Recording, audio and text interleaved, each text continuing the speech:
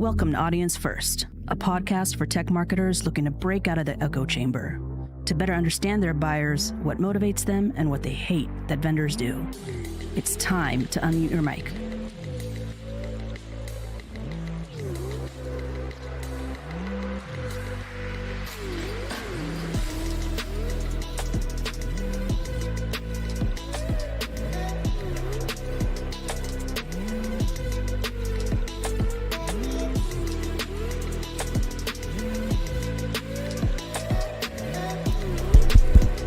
Are you ready?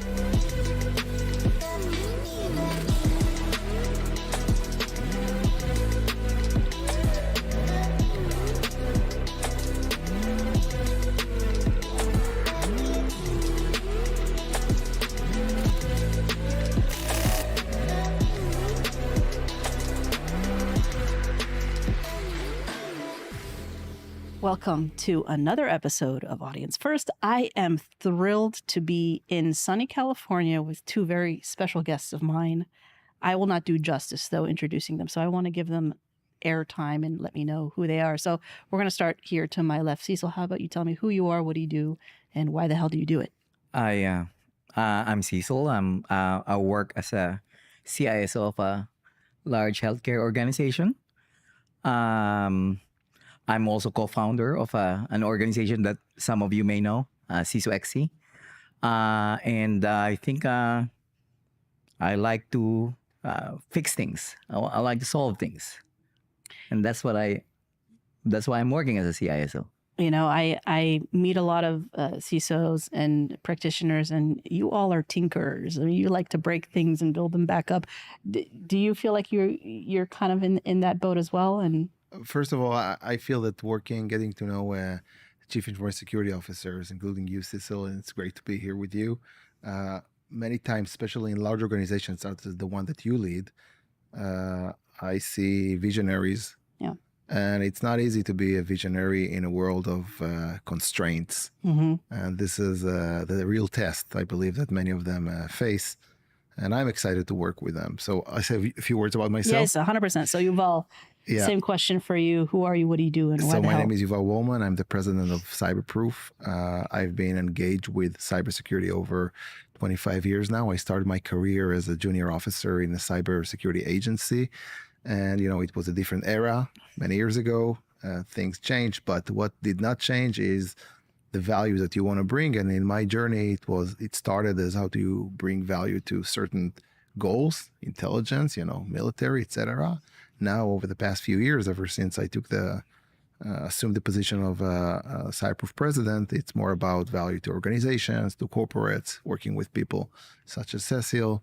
This is what drives me. And, eventually we're talking about security, but it's business. Mm-hmm. So how you help the business by securing it. Mm-hmm. This is what makes things so enjoyable for me and everything going on around it. The connection between threats, real, landscape of threats on one hand, and the growing technology that supports it on the other hand. For both sides, the arms race. We'll get to that. Yeah. Well, before we get into kind of the juicy parts of the conversation, I mean, not that this next question isn't juicy. I mean, we kind of touched base before we hit the record button on, a recent passion of yours that you are exploring and kind of evangelizing about or educating people on. Can you kind of drill down into that and let us know what that is? Sure. So my background, I'm Israeli. I'm Israeli American, but most of my life I lived in Israel, and I started my career with the Israeli intelligence.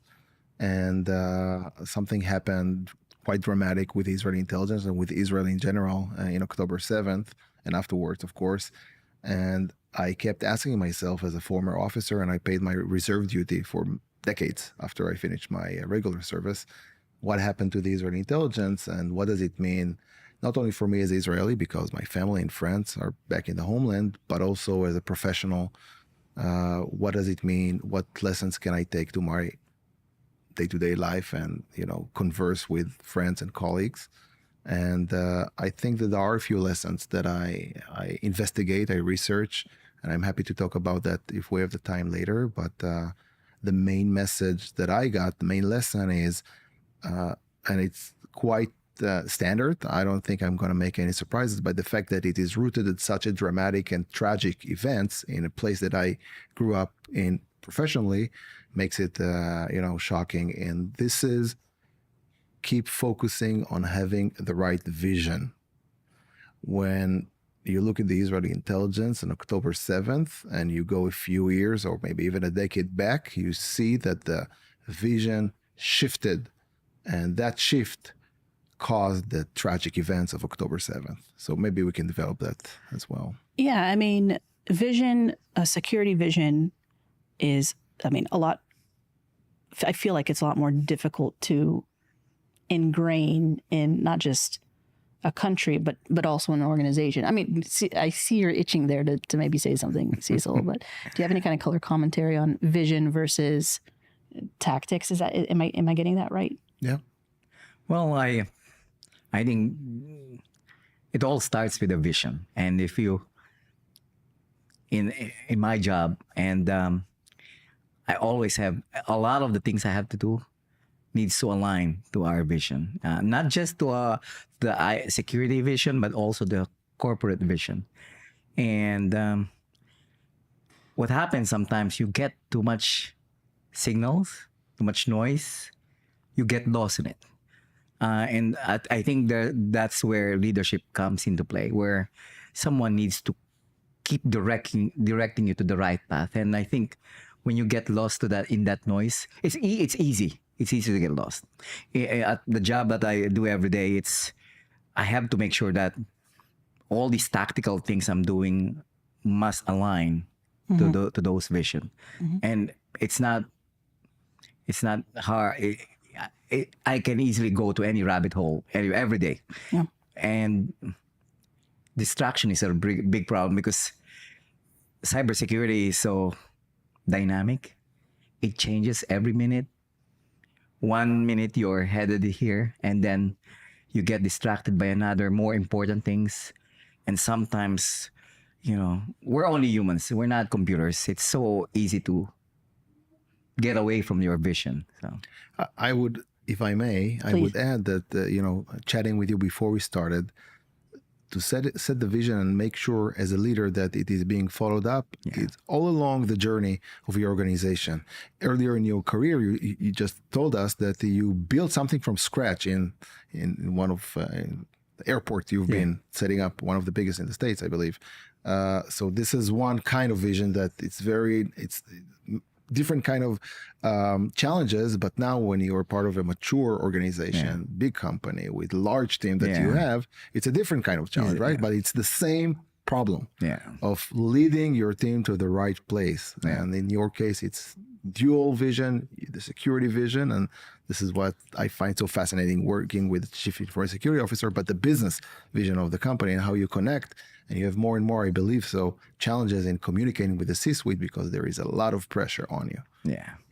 When you think of vision, right, and you also look back at your experience in the 20 plus years you've been security professionals, do you see that the landscape has changed at all? Yes, no, or? You start. Yes, I think that dramatically it has changed. Threats and risks was always there from the dawn of history and warfare, whether it's cybersecurity or not. But what we've seen over the past 2 days, the landscape when I was a junior officer 25 years ago was totally different from what we're seeing today. The fact that technology emerged so fast with the revolution of AI, generative AI, the past few years, and obviously the threat landscape itself. You asked about that, right? So we're seeing things that were not there 20 years ago. The fraction between the various blocks, the war in Ukraine, the tension around Taiwan, the war in the Middle East, Iran, North Korea. These things, it's not constant. It's growing. It's growing fast. And there are implications, economic implications, geopolitical, but of course in the cybersecurity area. So definitely, I am seeing changes. Yeah. Back in 2006, I was given an opportunity to secure 60 of our web applications. I didn't have any background in application security, but I wanted to I wanted to learn, and I was excited. And I see all these, once I implemented all our controls and monitoring tools, running the scans regularly, I was looking at all these alerts and I said, wow, we're getting hammered almost every day. And I thought to myself, I even told my CISO back then, things will get better. We're gonna defend our organizations, our applications much better every day. We're gonna increase our scans, increase our controls, increase our monitoring. 18 years later, I thought that was a really bad thing back then. And the problems are magnified by maybe 20, 30 times Oof. now. The consequences are bigger today. Financially, reputationally, organizations are, some of them are actually closing shops because they're get impacted. And in 2006, I thought things will get better because I thought the cybersecurity industry at that time are, no, we're gonna manage and contain this. It's not. We're maybe 3 steps behind Wow. in some cases. Why do you think that we're so behind yet adversaries are so ahead? Is that a correct kind of assumption? I have a theory in this Okay. regard. Yeah. I'll be very short. I think that I'm not sure that the gap is that big, as you say, but it's not a symmetric arm race because the adversaries, and namely the areas in the in the Eastern Hemisphere, we mentioned a few powers that are funding that directly. So in a way, most of those rogue groups are being directly funded, and state level knowledge is funneled to them. While if you look at companies such as mine and others in the industry, more on the defensive side, this is a longer process of extracting the knowledge from the state level capability. I'm talking now about companies mostly, which are, I think, one of the reasons we convene is to talk about how important infrastructure companies can be hit by cyber attacks. So these companies, they build their defense based on products and talent that has a lot of depth, but still the pace of the knowledge coming from the state level, agencies is slower at the defense than in the offense. So that's a model that I keep exploring. I ask myself, on top of that, how would the generative AI revolution impact this arms race? Right. Sorry, Cecil, you No, wanted to add to that? I want just, it's difficult for on the defensive side. We have to close all our doors and windows and everything. It's just too much work. Bad guys, they're targeted. Yeah. They're not going to invest a lot of money to target one. They will not even invest a lot of money. A lot of them are just patience and a combination of luck and some open gaps that is open, that an opportunity. Yeah. That's what they need. To do that, it's not very expensive. Yeah. To defend, it's super expensive and there's a lot of work. Not just technology, people as well, and developing processes around it. Yeah. I love the economics that you add into it. Yeah. Because if you look at those groups of offenders, it's a business. Yeah. Many of them, it's a business. It's the third largest economy today in the world, the fastest growing economy. And if they have the right business model that works, the return is huge. You don't need to work that hard to get a lot of money through ransomware, etc. Yeah. Back speaking about the Change Health attack. Well, speaking again of Change Healthcare attack, why do you think the healthcare industry is such a lucrative target for attackers? I can start. Yes. I have been in healthcare twice now in my career. I think number one reason is the data that we collect. If you're familiar with the ecosystem of the healthcare industry, it's almost unending connectivity and partnerships with different from the health systems, the EHRs, the payers, clearinghouses, transcription services, so biotech. It's most organizations, most healthcare systems may probably have at least 1,000 partners. Wow. And so the first is the amount of data. Second is the complexity. Yeah. Too many partners. There's a lot of opportunities. And I think going back to the first one about the dependence on technology, we have very limited ability to operate without technology. So if I got a ransomware and if you're not ready to recover quickly, the tendency is, hey, we need to get back in a few days. So what's the easiest? Maybe pay. Yeah. I would like to add, I think it's a great point. You started with the data, how sensitive the data and the exposure because of the complexity of the system, the healthcare system. It's also a critical infrastructure. Yeah. A society cannot function with this fundamental service. It's a help, yeah. And if you can threaten it and pause it and disrupt it, you gain a lot of value as an attacker. And this is exactly what we've seen, not only on the Change Health, but even before the UK a few years ago. I mean, such a vulnerable space can yield such a high return for the attackers. Yeah.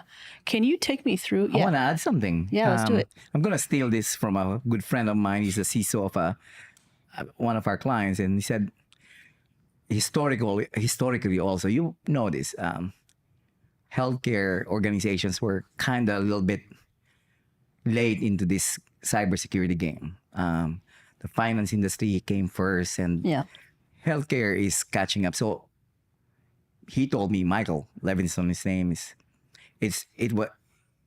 majority of healthcare organizations were using were kind of delayed in the implementation of the cutting edge technologies. Very briefly, from what I followed, the Black Cat group executed a 3-layer extortion ransomware.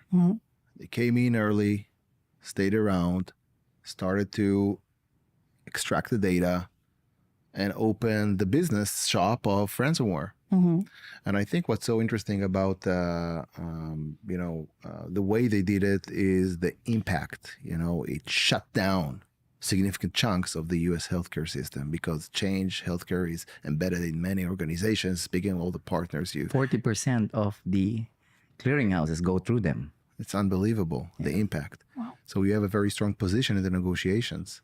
But it's not only that, because from what we've seen, parts of the ransomware was paid. But it did not end the affair. Yeah. Some of the data was probably moved away to another group. Yeah. Affiliates. Exactly. And you had a second round. So this ongoing attack, ransomware attack that Black Cat initiated, I think it's the most up-to-date form of threat that organizations, not only in healthcare, any vulnerable industry, are facing. So it's a lot about how they did it and how you adjust your defenses and processes accordingly. A lot of health organizations, providers were affected. Yeah. We're starting to realize that it was one of many single point of failures. And I think it's a bad thing what happened, but I think it's a great wake-up call that organizations, hospitals, even the small practices, to diversify using, there's other clearinghouses. Yeah. And at that point, organizations realize, we need a secondary clearinghouse, a tertiary sometimes. That's interesting. So I kind of want to tug on that thread a little bit. Given what we've seen with Black Hat's, behavior, is there anything we can learn from like the trends from the attack, their motivations that are going to change or impact the healthcare space in the future? Do you foresee that, changing the way security organizations in healthcare are going to behave? I think, and I think the government is leading the way. We're long overdue for something like PCI for the credit card industry. I think we need something like to help us secure health organization, I believe we need something stronger than HIPAA. And but going, we all know that's going to happen eventually. It's just many of us are prepared. The problem is all of these threats, as we discussed earlier, it's dynamic, it's ever changing. Yeah. And as an example, this group, it's not just a single party. Yeah. It's a group of affiliates working together. And this collaboration makes them much more scarier. And that's why one of the reasons I helped build CISOXE is we could help build collaboration in the, for the good guys. 100%. Cecil, you touched a very important point about some government ownership, how you can provide an envelope of support to the industry, how we can work further, enhance it with large companies, exchange data, exchange intelligence and threats. So these shifts, we've seen that the past few years. I think it started with the war in Ukraine, but I think what happened with Change Health and other events will constitute a more enhanced approach coming from the government. The generative AI revolution brings more involvement into that. And we're seeing how the White House and also regulators in Europe are trying to put policies and controls and sharing data. And that will be part of the revolution, seeing the support coming from bigger, government affiliated agencies to support companies and other agencies. Could we touch a little bit on the clearinghouses? You mentioned clearinghouses, and I want to understand that a little bit more. So how can an attack on a clearinghouse impact the sector as a whole? Oh, they perform, we process claims there. How is it interconnected? Like what? Take me through that a little bit. It is, the entire health system is a complex web of connectivity, and hospitals, when they submit their claims, they go through those clearinghouses. And those clearinghouses are the ones going to process all those claims. And that's when that single point of failure fails, basically, the big hospitals, they survive because they have enough funds. The smaller practices are the ones who really suffered because they couldn't collect payments because they couldn't submit claims. Wow. And today there are many clearinghouses. Change is one of the big ones, and it's backed by the big United Healthcare Group. But there are a lot of other smaller clearinghouses that perform the same service and probably the same cost. When you mentioned that I need to, as a response to what happened, I need to open more partnerships with more clearinghouses, right? I think it's a business reaction because we're talking about business risk first and foremost. Yeah. And we're here to serve the business, right? So when you try to assess how do I prepare myself for the next attack that will come, you are always exposed to a certain degree. It's a risk management play. You need to ask yourself, what do I want to protect? Once you understand what do I want to protect, you can make decisions. I'm going to further partners to mitigate the risk. I'm trying to contain the attack, so I would cut my losses. Isolate the assets that were damaged or stolen. These kind of processes and methodologies, it's even before technology. We're speaking about the technology revolution and all the products that you need to buy and adjust and design. Even before that, how you execute a good control process in organizations, working with the C-suite, educating the C-suite. All these, I think it was a great wake-up call in a way that I'm seeing making a change already. Anything that you want to add, Cecil, like from an anecdote or experience perspective? And I imagine this somewhat impacted you. I mean, when we spoke, you were like, I didn't sleep. So first of all, how are you doing? I'm doing well. It's been several weeks of long hours, but I wish I could share more, but I can. There are a lot of organizations. I don't know if you've seen the 2023 numbers, like 58 ransomware in healthcare every month. Wow. Wow. And, that's only those who have made notifications to the OCR. Yeah. And I have a lot of friends, and from time to time I get a phone call and, hey, we're going through this. A lot of them very isolated, nothing as big as changed, but it's a very difficult role for not just a CISO, but for an organization, because the impact is organization wide. Yeah. And I know friends who have not slept for maybe 3-4 days because they were addressing many of these events, and it's difficult because you mentioned earlier, we are in the business of providing care. And when you provide care, you don't pick a date. Patients are coming in and in droves, and you need to provide care.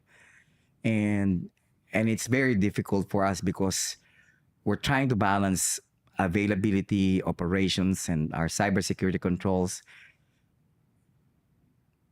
When things happen like this, you feel like you're gonna start writing a resume or something, Oh, or man. start calling. It's difficult but 100% of the people in my role, I know when things happen, we go head on and address it. No matter what, we work hard to contain it and recover. Yeah. And it's not easy. It's Yeah. not easy. Yeah. What I and I don't envy you, Cecil, in these kind of situations, because through the mitigation process, which is super hectic, you also need to communicate all the time. You need to be cool and open and transparent and communicate. But even when you communicate, you need to be very careful. Yeah. Public companies now are committed to the SEC new regulations, and I think your company is part of that as well, right? So this is a law, a regulation that is being shaped as we speak, because it has not been tested enough in courts to design the new ruling in a way. What is material damage? When do you report it, etc.? So you have so many dimensions of stress. So I guess you have not slept too long back then. And that's the hard part, is balancing what you could communicate and what you can't communicate. It's very difficult because you talk to the lawyers, the less is better, but at the same time, when you talk to technical people, when you don't provide context and details, it's so hard to recover because you're not providing additional information. So it is really a balancing act. And I don't think anyone I know are experts in that field. It's the landscape's changing. It's a lot of legal component. So it is a very struggle. And that's why I always make sure that when something is happening, my first call should always be the chief legal officer. So take me through. I want to kind of get a little bit prescriptive here on mitigation strategies for, managing the business risk. Okay, we've experienced an incident like this, large one. Can you take me through some steps, practical steps, pragmatic steps that someone sitting in your seat and also in your seat can take to potentially, mitigate that risk? Well, I don't think we have all day. I know, right? But I'll make it short. But I think number one is speed. Why speed? Speed in everything. Speed in the investigation. Speed in communication. When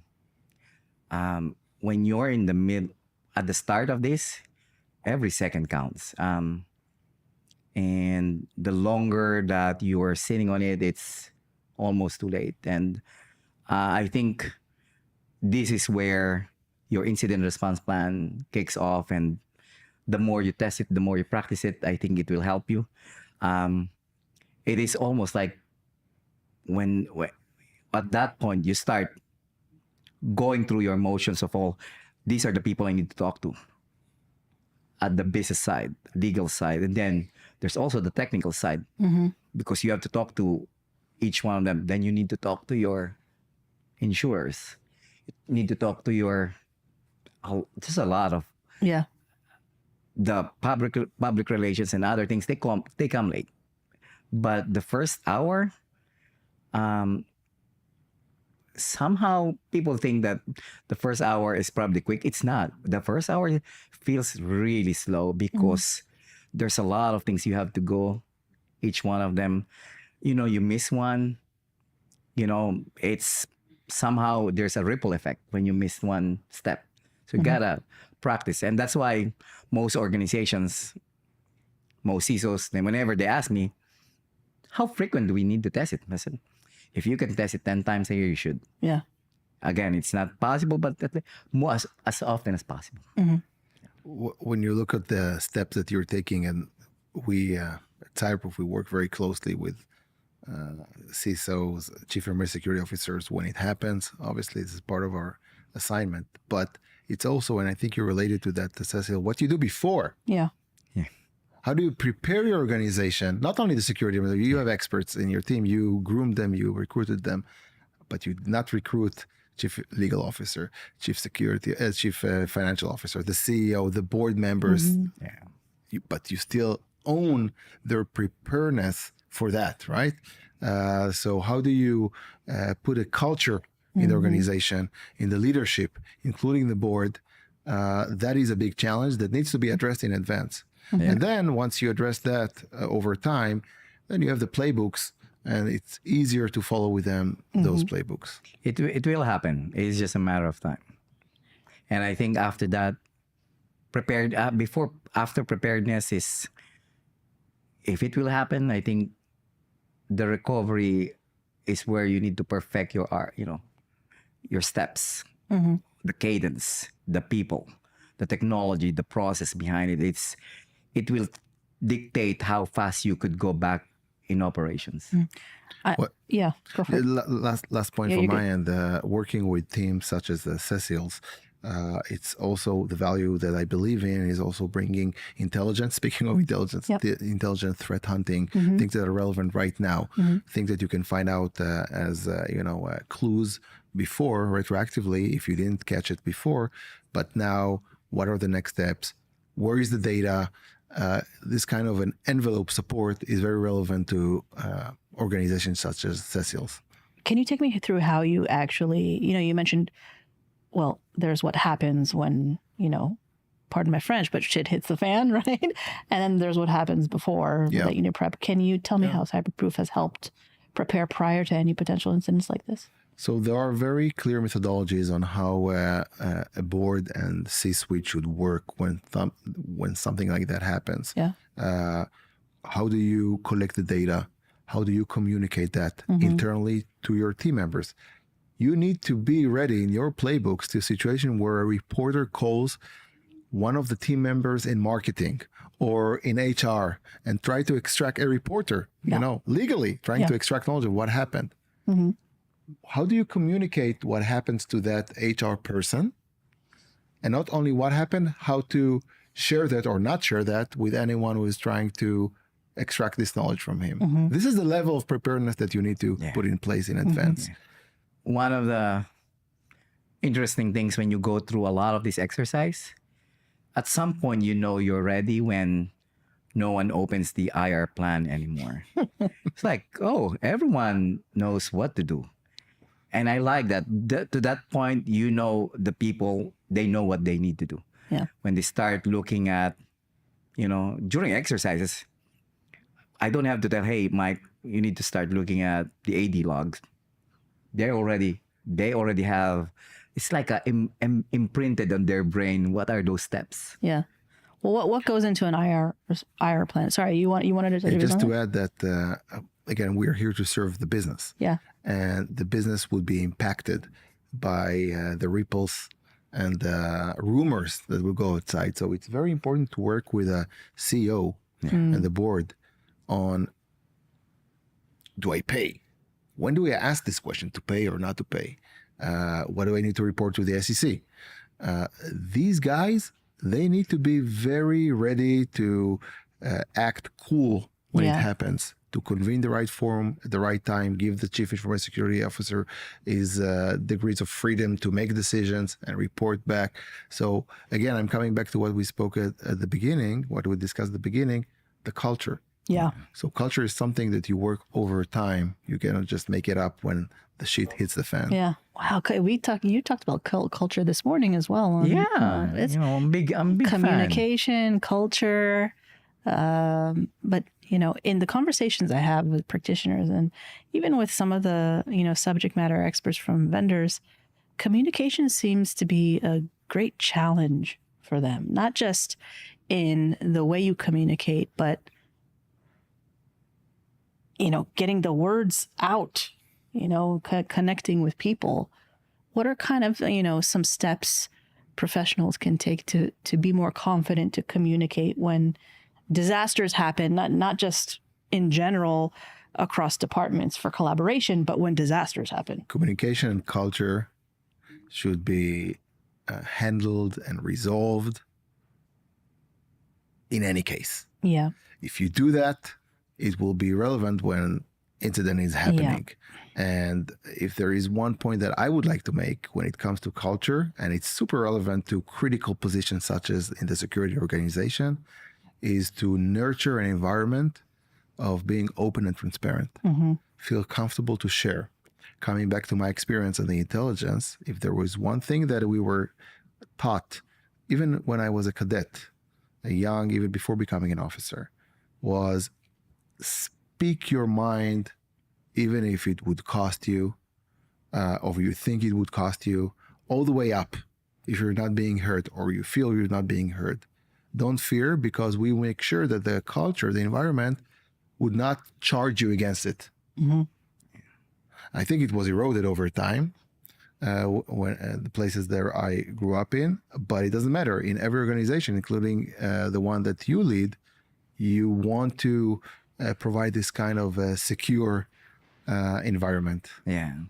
I think it's really important that people should not feel that they can speak their mind. Yeah. Because especially in incidents, you leave one aspect, you don't even realize it could lead to other, impact. So it's important that folks not just in my security team, but outside the security team, that we need to, when they see something different, and it might, for example, I did not fix this last week, instead of hiding it, you make it worse. I think it's important that you bring it up. We did have one server that we were not able to patch, and let's look there, because just that small piece of information could have saved days. So Yeah. You mentioned earlier the role of a leader, yourself, in making sure that the team is not distracted, rather being focused, aligned with the vision. But at the same time, you want to keep them focused. Guys, let's focus on the important stuff. But you want them to still feel comfortable to say whatever they think. So it's a fine line that you need to balance all the time. This is part of the challenge in leadership, especially in security organizations.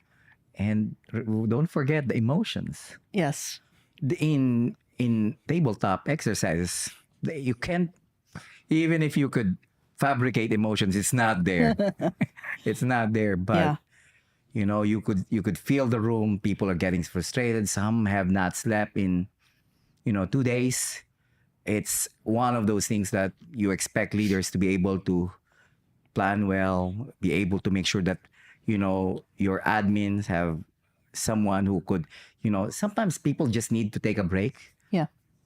And they'll have a fresher perspective and walk the dogs. Walk the dog, and I know how we can fix it. Yeah. It's a combination of, as a leader, you look at those tactical things, but at the same time, don't lose yourself on the vision or what you're trying to do.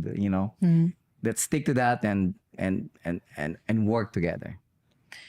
Do you you haven't slept for some time, and I'm glad you're out here in Los Angeles to relax a little bit. But taking a look at some of the partners you work with, the vendors, what's your expectation from them when things like this happen? Do you hope that they, like, what would you expect from them to do for you during an incident?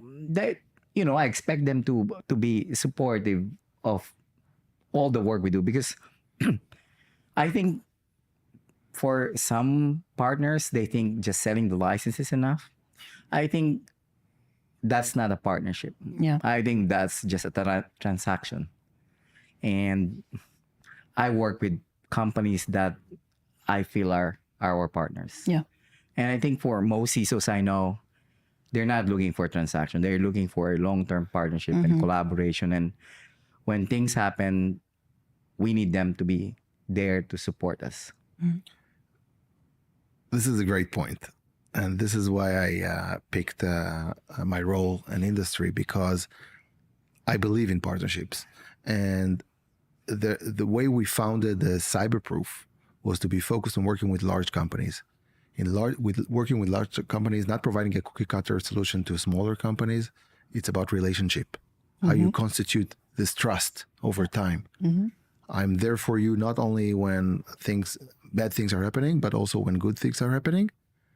But mostly when you're trying to set the vision. And coming back to the topic that we kicked off with, I believe in working together on a vision. Maybe my partner, my customer, has a full-fledged vision and he doesn't need my help, or she doesn't need my help in shaping it. But even if in that case, we'll help you with the execution all the way.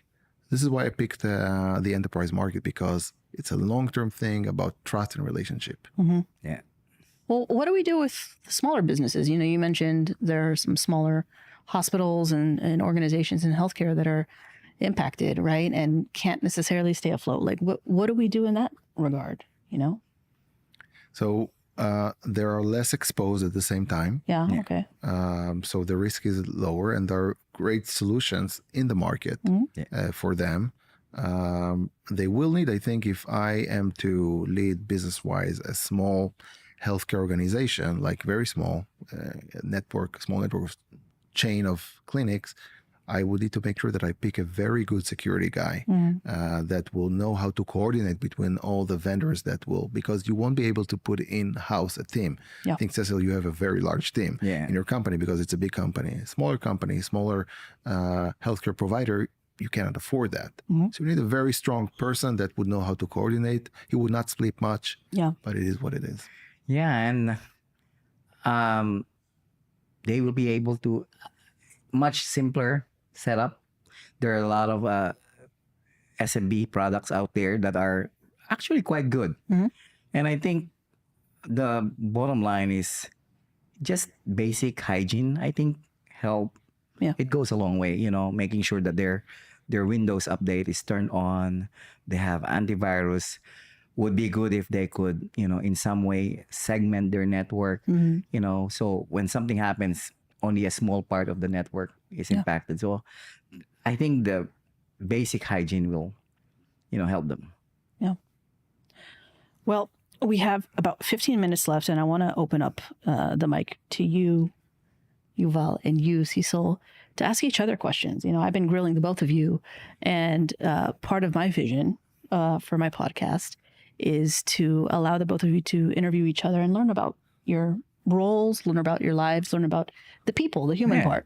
So by all means, if there's anything that you want to ask each other, now is a great time to do that. I can start asking you, Val, what do you do when you're not being the president of a cybersecurity company?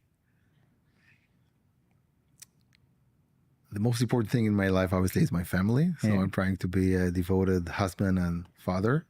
I have young kids, so I try to spend as much time as I can between travel and work with them. Yeah. They're very young, so it's very enjoyable. Yeah.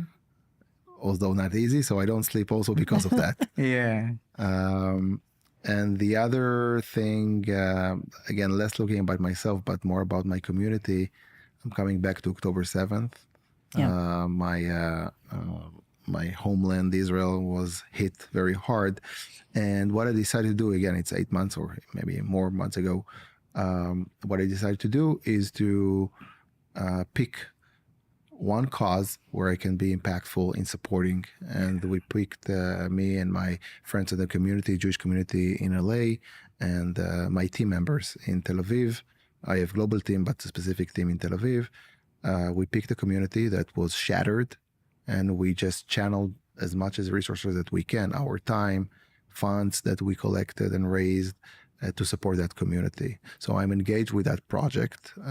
You could call it the CSR, Corporate Social Responsibility Project, but much of my spare time I allocate to working with them. One of the things that we did, and I'm very proud of, we took some of the youth or the youngsters in that community, and we trained them for cybersecurity. Yeah. They have zero background in technology, but there are, methodologies of how to fast train and fast track this kind of skill setting. So this is what I do with my time, and that's a great question. Thank you. That's amazing. But I No, must ask you the same. No, it's not nice to know people, who's Yuval behind, outside of work. Yeah. Yeah.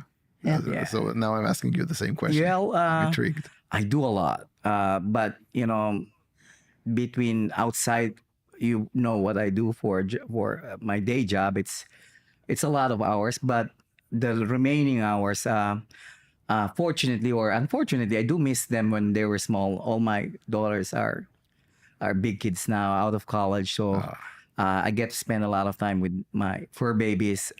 They help me manage stress. Yes. We talk about that, Danny, a lot. I do a lot of community work. Very big on community. Very big on friends. I've added a new friend now. Yes, amazing. And I But know. you both could buy me a drink for that, by the way. Yeah, I deserve it. there's cybersecurity is a very big, it's a large domain. It's impossible for me to know everything, and I think the community helped me not just learn other best practices. Some of the best practices, they don't write it on a website or on LinkedIn. And some of the best ideas I've learned are from practitioners like me. They share what they do that are unique, and I share the same. And it's a very open and community where we learn from each other. And I think, my CISO XC organization, I think it's one of the probably biggest thing outside my day job that I do. I don't really spend as much time, but the good thing, there are weekends now that I could get to spend time. It's also volunteer driven. So a lot of the actual work is not being done by me, but a lot of the volunteers. Yeah. It's I mentor a lot of kids, not just kids, some professionals who are transitioning from another career to cybersecurity, or someone who's a little bit at the rank and file, wanting to move up, mentoring them, not just outside my work, but inside R1. I do mentor some of our employees to how they can move up, how they could improve their profession. It's fascinating. So I do a lot, and I mountain bike when it's not raining, and a lot of things. And I think I told you, Danny, the other day I haven't eaten anything. It's 5:00, and I said, I should text we have a CISO chat group. I said, hey, who's free in an hour and have dinner with me? I don't want to eat alone. Yeah. It's like 4 people showed up. Like, nice. So. Cool. Fun. Right on. I have a question for you. I'm actually very interested to get your thoughts on that. I'm moving back to cybersecurity. Okay. Make it easy. For you, everything is easy, I guess. We live in a much consolidated world of tools, of stacks. We're seeing a lot of money coming in from the hyperscalers, but not only. And even I met a company, cybersecurity vendor, just a few weeks ago, and they're not that big, but they're so ambitious and consolidating the cloud and the monitoring and full stack. And I want to get your perspective on where you see the market goes as someone who consumes much of those products and I don't know services. Whether platform or Yeah, whether you believe in the consolidation process you see You now, know- whether you can see the benefit in it, how do you respond to it? for a complex organization, there are benefits. There's pros and cons, and that's something I actually went through many times. Do I approach it platform wise, or do I apply defense in depth and adding layers, adding diversity? It's a very difficult question, really, because I would always go lean towards what's really my risk. And the consolidation is really good when you don't have a lot of resources, when you have a very simple organization, a simple, layout. Um, for complex organizations, I would recommend, at least for me, my preference is because is using defense in depth, using a diverse set of tools. The reason is because the adversaries are really difficult to stop. And once they get past one of, if it's a single platform, once they get past the front door, they'll be able to get inside, your network freely. Essentially, a lot of these consolidated tools use same threat intelligence, same filters, same engines. And at least I feel like if I have diverse tools, if the firewall didn't stop it, at least some of the tools inside my network would be able to capture those threats. So again, it's a topic that's been debated too long by many of my peers. um, my circle of friends, we debate on that a lot. Yeah. Whether we go a platform approach or layered approach. Yeah. Majority like the layered approach, but at the same time, complexity. When you have too much complexity, you miss things. You miss signals. Yeah. When you have too many data sources, too many tools, too many alerts getting into you, you're bound to miss something. So it's really balancing it. If you have enough people and what to call these tools that consolidate alerts and minimize the noise. Yep. I think you should go for the layered approach. Yeah. I think so I agree with your analysis. It also depends on the resources that you have. Yeah. How to face those, let's say, two options. Yeah. To go one stack or layered. It's also about if you do pick.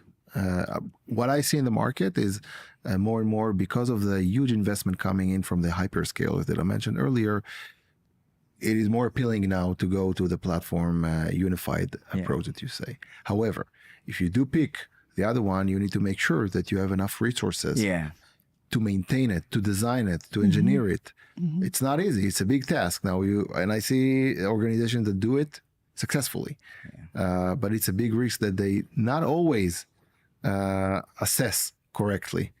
I met a customer just less than a week ago, thinking, I'm going to do the layer approach, as you call it.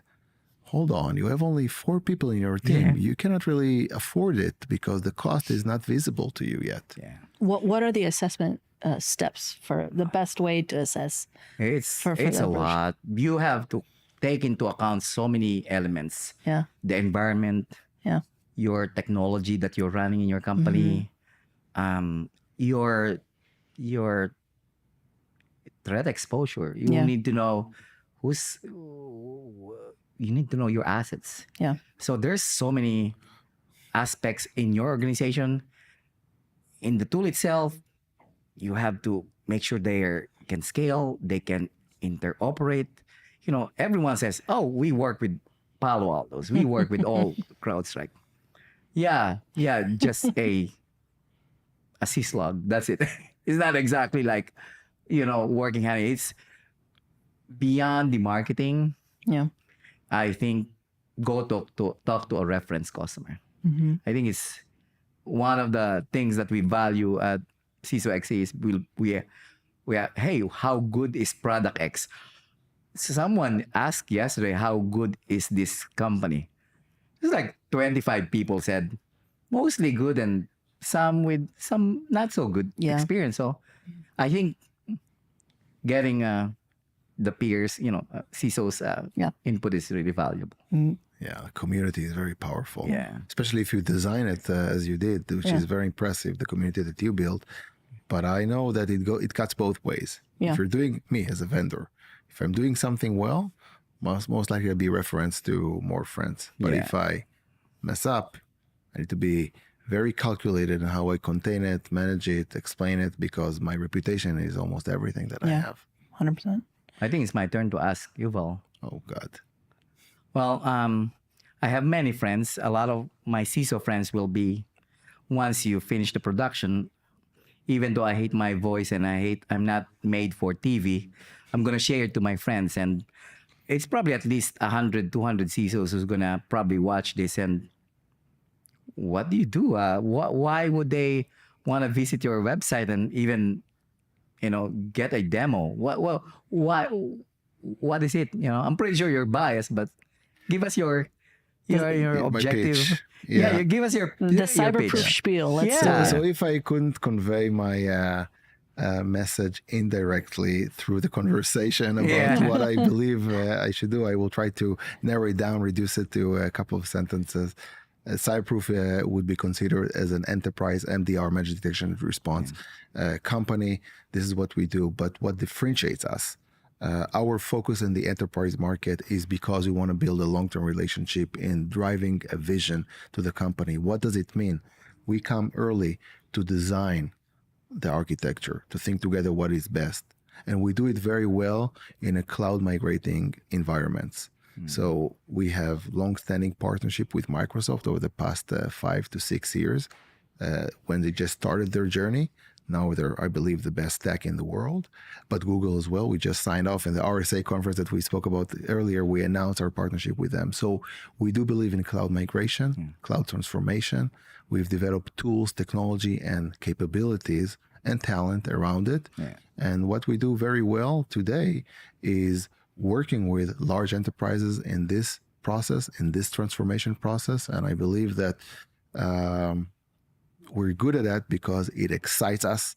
And I'm excited by relationship more than anything else, working with people such as yourself, but also to face the problems together and solve it, if possible, together. I think my takeaway there is I felt the passion there, which is really an important factor when we're looking for partners. A lot of my friends are looking for people who are leaders who are dedicated and passionate about their product and solutions. Thank you. Yeah. Amazing. Well, we have 5 minutes left. I want to ask any last imparting thoughts to our audience today, given what we talked about, or something top of mind? I think Yuval can start again. So I want to go back to what the point I made at the beginning. Yeah.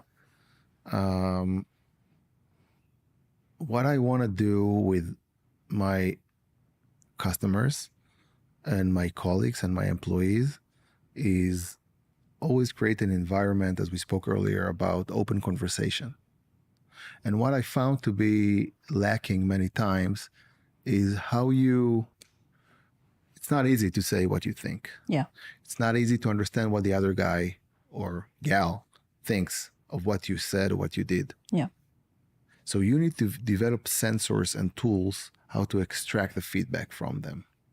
That's not easy. That's not easy. We think it's easy, but it's not, because people would not always feel comfortable to tell you what they believe, what they think, of how you can improve. Yeah. Now, it's not always the most important thing to hear what everyone has to say about everything, but you need to reduce it to extract this kind of value input from your audience, your friends, your kids, your spouse. So I'm trying to focus on that many times. And one of the ways that I'm doing that, I initiated, and I'm sure that many executives do it, I didn't invent it for sure, some sort of a coffee break with the president, because I'm the president of the company.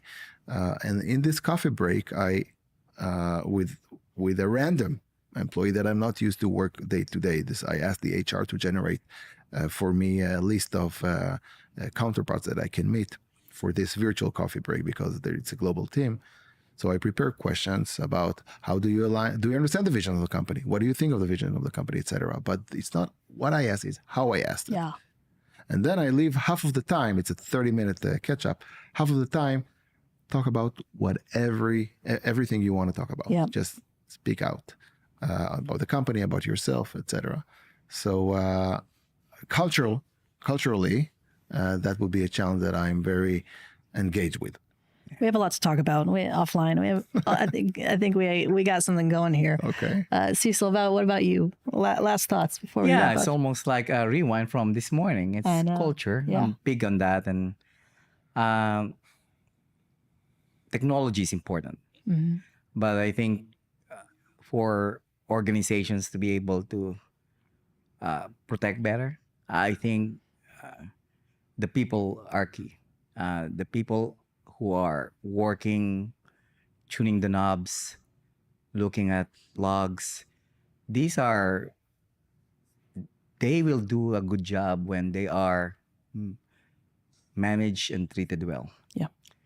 They will do the right thing for the company. You don't have to check what they're doing. Mhm. You know, when you've developed a great culture within your organization, they'll do the right thing for the company. Mhm.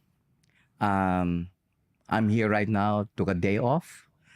I know those guys back there are doing their job, doing the right thing for the organization. So, and I think part of the reason that is, going well is because of the culture. Yeah. Beautiful. Well, this has been an awesome session. You both are always welcome back to the studio. Thank you again for coming out and giving us your insight. Please again, come again anytime. Look forward to the next time. Yeah, the next time. Thank you for we'll talk inviting about it. me. Yeah, Thank you, 100%. And introducing me to Cecil. Yes, 100%. Well, this has been another episode of Audience First. We are out. Thanks for tuning in to this episode of Audience First. If you like what you've heard, feel free to follow or subscribe to Audience First on Apple, Spotify, or any of your favorite